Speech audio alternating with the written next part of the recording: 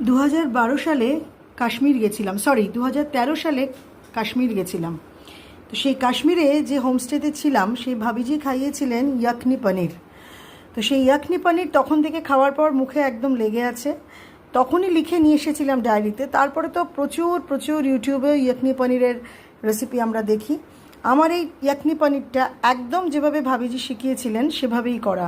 আপনারা খাবেন, দেখবেন খেয়ে কীরকম লাগলো, আর ভালো মন্দ যেটাই মনে হবে প্লিজ একটু কমেন্ট করবেন।